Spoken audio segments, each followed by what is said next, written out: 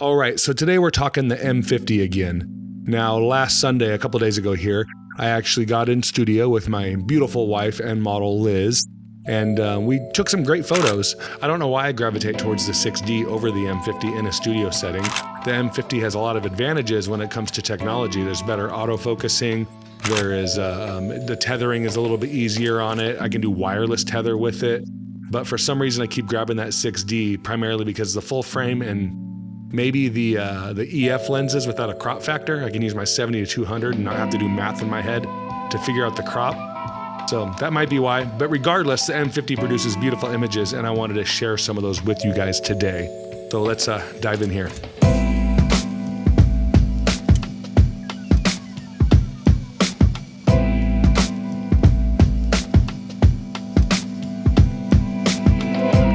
All right, so I took quite a few photos, and you can see here, I'll actually show you guys the amount of photos I take to test before I get to one that I'm actually posing.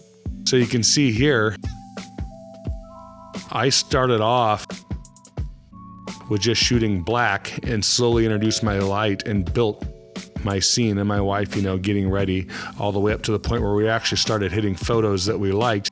And I actually landed at the first photo I liked at photo number 77.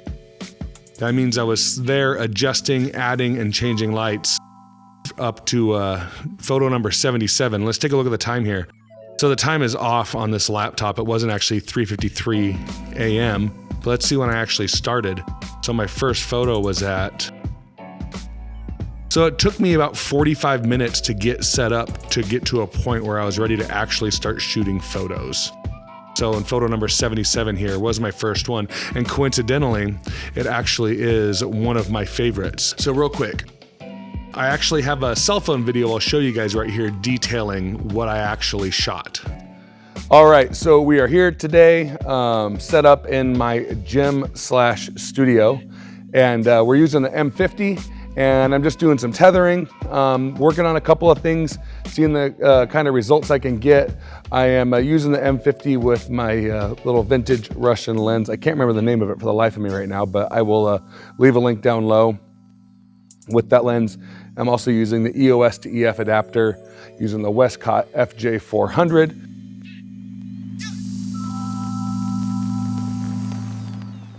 So here we are with the photo. Take a look, this is unedited, straight out of camera. So the first thing I do when I get this onto the computer and upload it to Lightroom is I want to make sure it's as sharp as I want it to be. And I look for tack sharp photos. Now the library module in Lightroom Classic doesn't show you the sharpest version of that photo. So you click over to the develop module and you'll notice it'll get much more sharp. So I'm going to click on this little magnifying glass over here under my detail tab. I'm going to put it over the eye. Now that eye looks very, very sharp. I also zoom in here on the actual photo to take a look. It looks tack sharp, but I'm still not quite happy with that. So I usually drag the sharpening up until I sharpen without getting too much noise. See, if I go to 89, I'm too much noise. So I'm going to bump that down to about 75. I always adjust the detail before I do any editing. I just found that I like it like that. It's actually easier to see how sharp things are on the actual raw photo than it is to get in and get all my edits and then try to sharpen up the photo. I want to know what I'm working with here. I want to see the sharpening possibilities. Now, a little trick I always use is I always bump my Luminance noise reduction up a little bit. And I've noticed, like if you look at the background there, so here's no noise reduction, and you want to zoom in really, really tight and actually take a look. It flattens a lot of that out. Now, if I go too far, it starts to break up some of the sharpness. It's not quite as sharp as I want it to be. So I'm going to pull that back down to about 25 is where it looked like I was smoothing things out without sacrificing much sharpness. There's a happy medium to find there. And you can get in here and you can adjust more of the sharpening, but I found that the defaults that Lightroom gives actually do a pretty good job. The only slides I ever really hit here is my sharpening and my luminance. Now, let's move on to the actual photo. So I have a set of presets that I use as shortcuts. I know how to edit these photos to get the look that I want, but I have found a couple of presets. And forgive me, I don't know where I got these presets from. I bought them years ago and I've just had them ever since. But I have a group of presets that I actually like, and they get me to the point that I want to go without having to go over and manually do it. Now, I don't always recommend you use presets unless you manually know how to adjust things. Because as you're gonna see in a moment, the preset gets me most of the way there. I've still got to go in and fine tune and tweak this photo. So let's actually take a look at how I would edit this photo.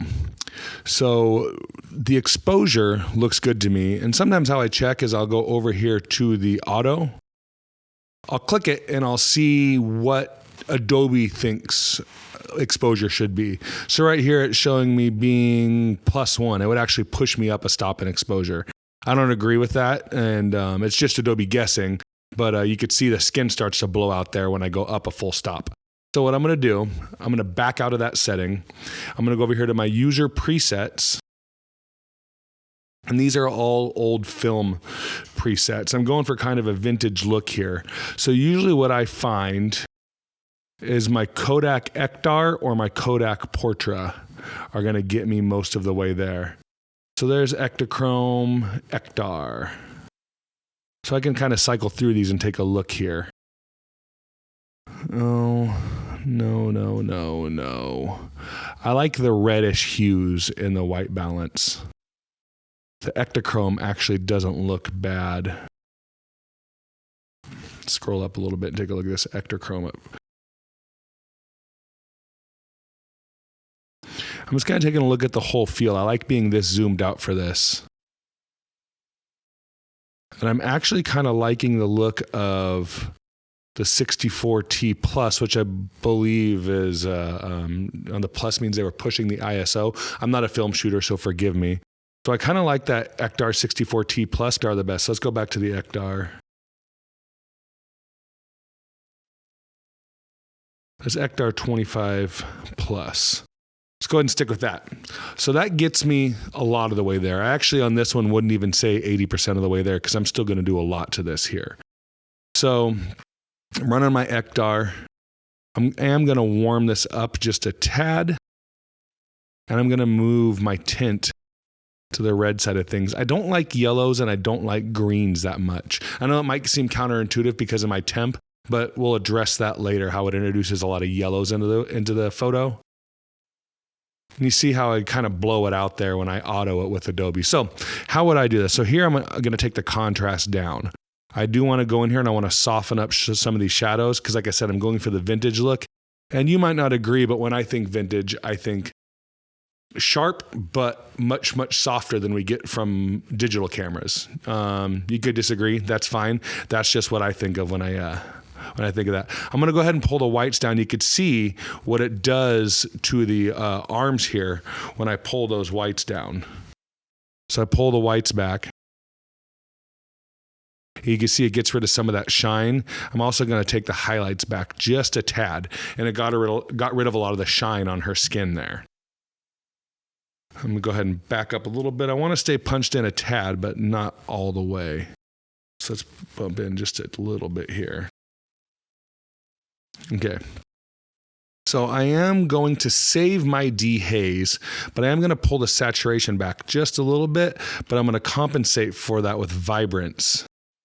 So let's pull back 25 and then increase vibrance close to the same. Now you can take a look here. There's how it looked before.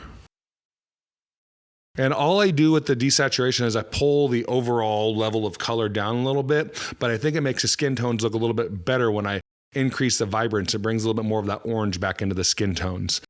Now for as we sit, I think that looks decent. What I'm going to do now is I'm going to bump over to Photoshop. All right, so here we are in Photoshop. From this point, I would immediately jump into some sort of frequency separation. The method that I use the most is the method that Joel Grimes uses. I learned it from watching his YouTube video. I will link that video down below. So I want to go Shift, Control, N. That's going to give me a new layer. Got my new layer. I want to make sure I am sampling all layers. And I want to pop over here to my spot healing brush tool. Now, I'm not one of the people who spends a ton of time doing frequency separation.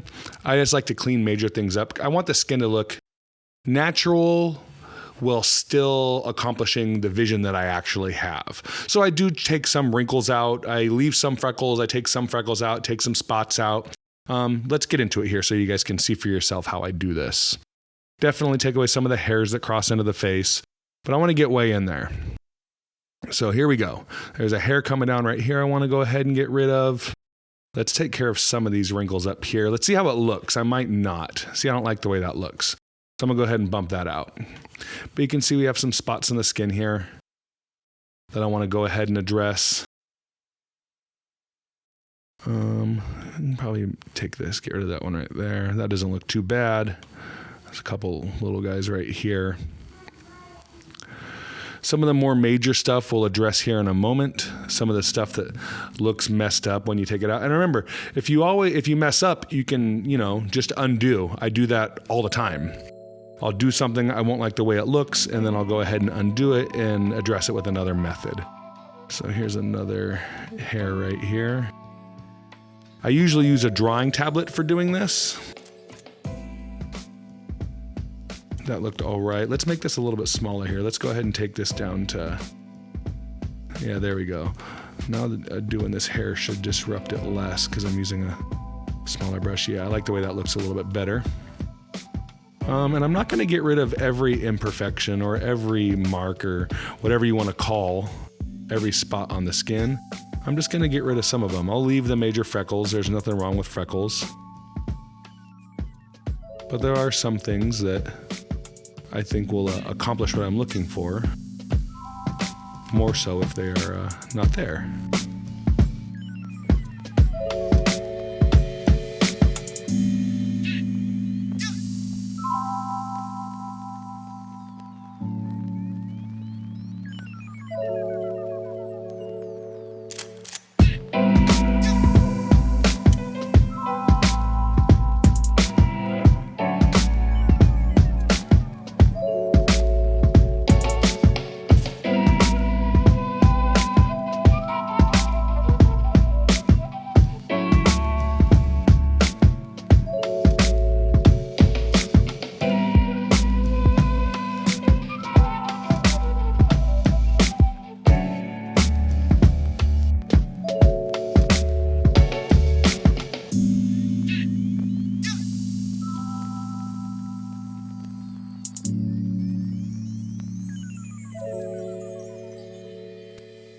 Let's go ahead and just take a look at the face here real quick. Let's see what our before and after looks like.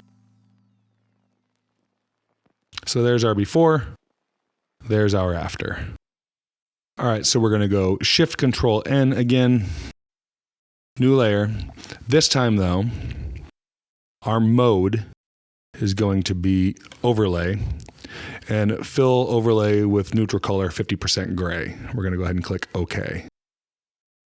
Now I'm going to pop over here and I'm going to get my dodge and burn tool. Now, when you're dodging and burning, a lot of people like to do a black and white filter over the top and then you pull your reds back and it lets you really see the discolorations.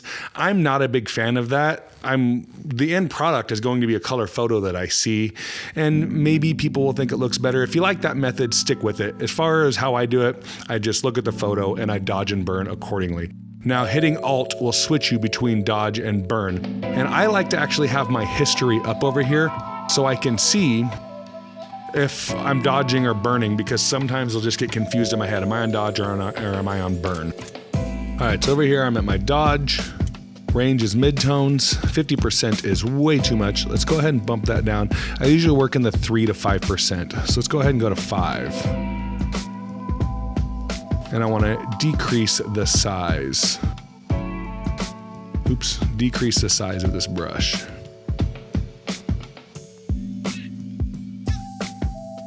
Wish I had my tablet here. That looks all right. All right, so as of right now, I am at dodge. I'm gonna go ahead and I'm gonna dodge.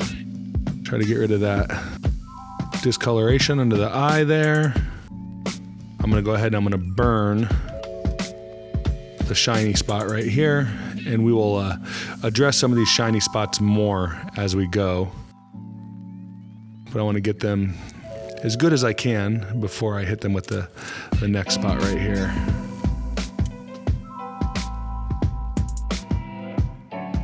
I actually accidentally did a dodge there, which is why I like having my history, so I can actually see.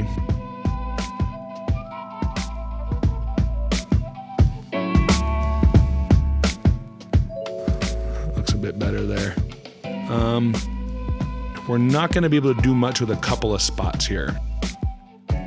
So you see the arm right here. These are our highlights are blown out right here. There's no information underneath these. So the dodge and burn isn't really going to be what we need in order to do that. We're going to need to do that with the next tool we use. Let's take a look at the difference our dodge and burn made here. Pretty good. I like that. So now we're going to hit Shift, Option, Control, E. That's going to make everything into one layer. So it takes all of our frequency separation up to this point and it puts it into one layer. So the other layers are here in case we need to go back, but everything we've done up to this point is in layer 3. So now I'm going to hit Control J, and I'm going to take our opacity here and I'm going to roll that down to 50% or so. See if I can land directly on 50. Got it. All right. Now I'm going to go over here to my healing tab. I don't want to use a spot healing brush. I want to go ahead and I want to use the patch tool. Now I'm going to go into the patch tool and I'm going to address some of these larger areas of color that I want to change. I don't want to say discoloration, but some of these larger areas you can actually make look pretty good.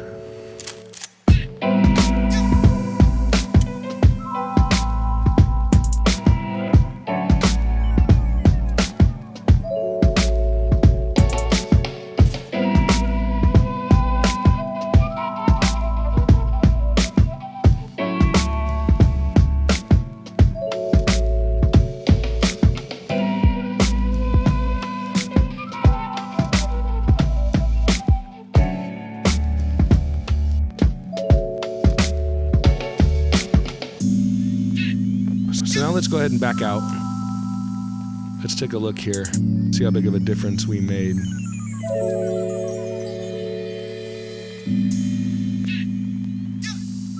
You can see there, pretty big difference. Now, I could really be nitpicky and get in here and try to even out the red in the cheeks. But all in all, I kind of like the way it looks. Let's just go ahead and do that real quick and see.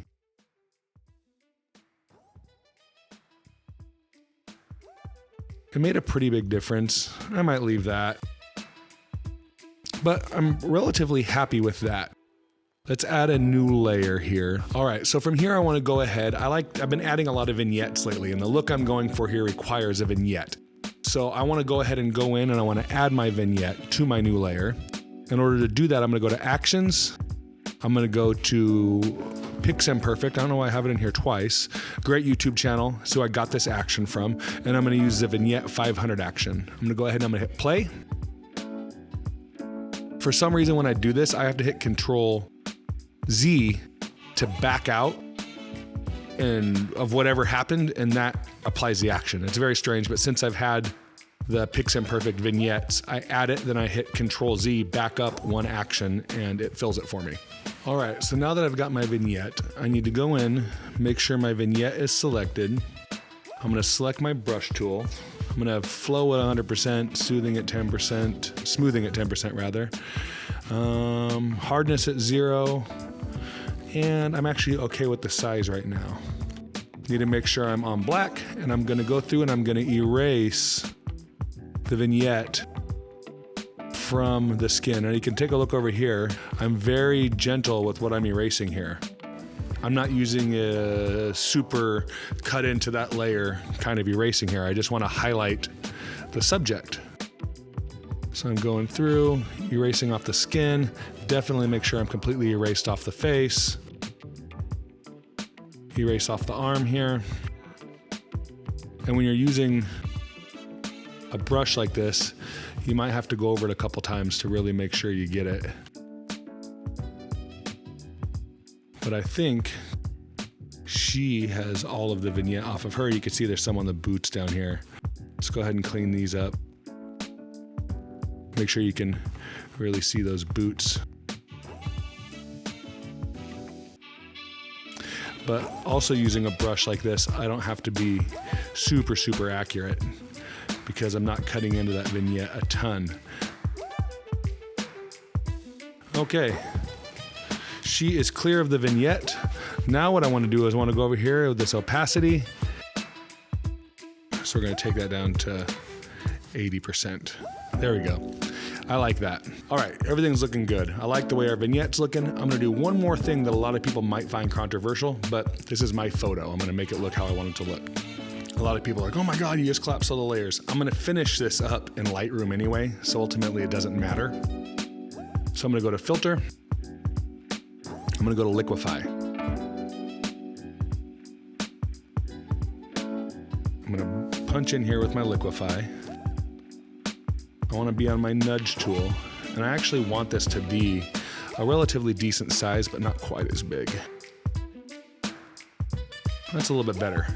I'm going to take this right here, I'm going to bring it in a little bit.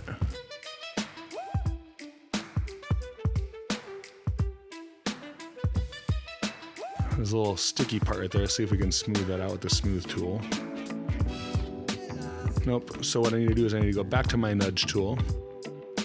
Take my size down, not quite that small.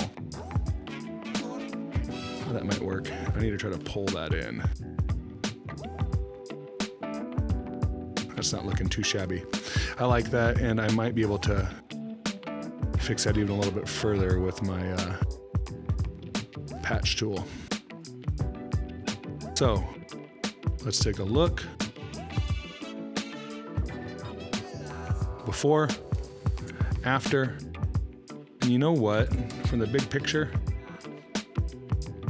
well, let's see if we can patch that out real quick. Let's pop right over here, back to the patch tool, zoom in. Actually, you know what? I'm not gonna patch tool that. I am gonna spot healing brush and see if I can get that right there. Let's make our size a little bit bigger here.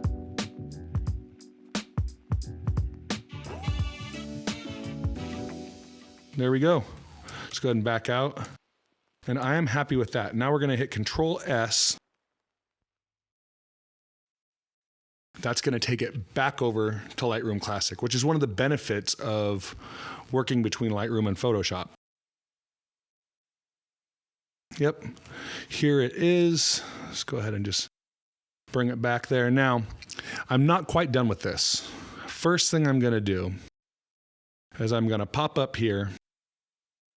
I'm going to go ahead and throw a little bit of dehaze on it. And I'm already liking what that dehaze is doing there. I'm going to leave that at 40. I'm going to bump my clarity. Bump that up to about 20. No, I can't land on 20, but 18 will do. I'm liking the way that looks. Okay, now I'm going to go down to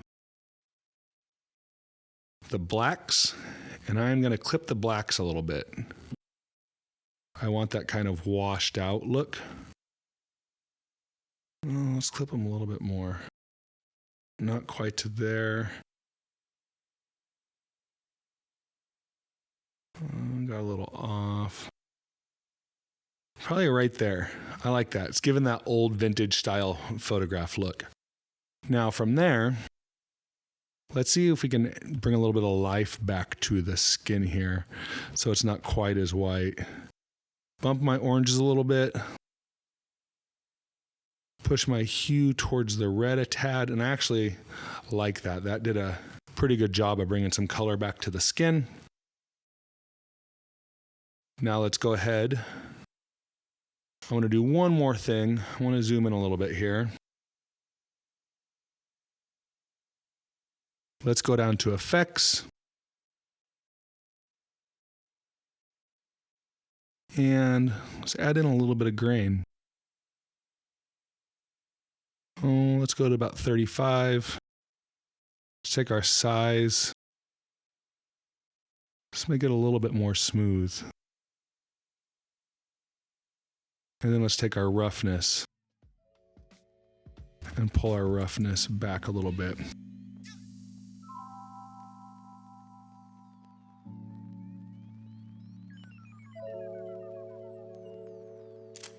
I am happy with that. And that is from the EOS M50. All right, that's my editing workflow with the M50. I am more than happy with these photos. I used a couple different lenses that night, but I think this was done with the 32mm 1.4. Love that lens. It's the EOS M 32mm 1.4. Factor in the 1.6 crop, you're looking at roughly a 50mm lens. Great lens, great camera, awesome photos. Thank you for tuning in. Don't forget to like and subscribe if you do like videos like this. I try to put them out as often as I possibly can, and subscribes help out a ton. Thanks again for tuning in, and we'll see you next time.